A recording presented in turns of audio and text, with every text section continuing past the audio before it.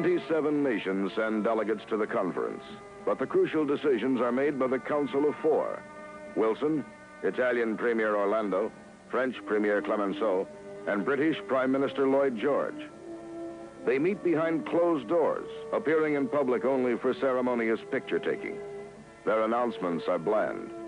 Journalists complain this is inconsistent with Wilson's doctrine of open covenants openly arrived at, and rumors spread of a sellout. In fact, Wilson proves to be a tough negotiator. He insists that a detailed covenant for the League of Nations be included in the treaty, and writes much of it himself.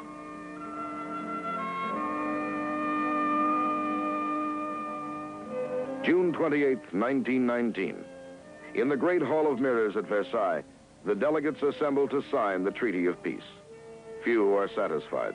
All have been forced to compromise. Germany and her allies are required to accept responsibility for all war damages suffered by their opponents. But the treaty includes Wilson's cherished League of Nations. The League would make adjustments. The League would enforce the peace. Wilson comes home. To obtain popular support and Senate approval of the treaty, he discovers that hostility to the League and other parts of the treaty is much greater than he had realized. Senator Lodge, chairman of the Foreign Relations Committee.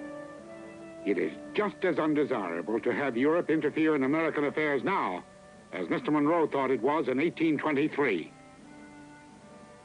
Against the advice of his doctors, Wilson embarks on a cross-country tour designed to force Senate acceptance of the treaty. He warns his countrymen that rejection will lead to another world war within a generation.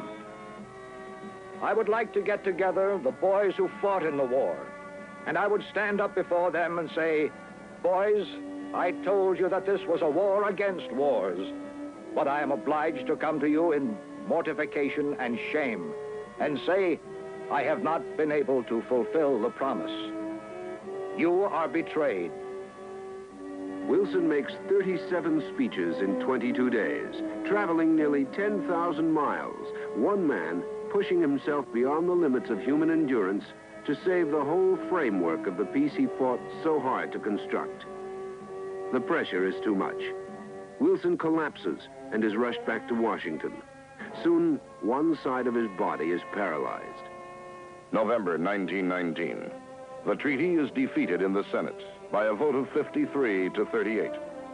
The United States will not join the League of Nations. The United States will return to the isolationism of the past. Woodrow Wilson, his health destroyed and his days numbered, broods out the rest of his term, a broken, embittered invalid. They have shamed us in the eyes of the world.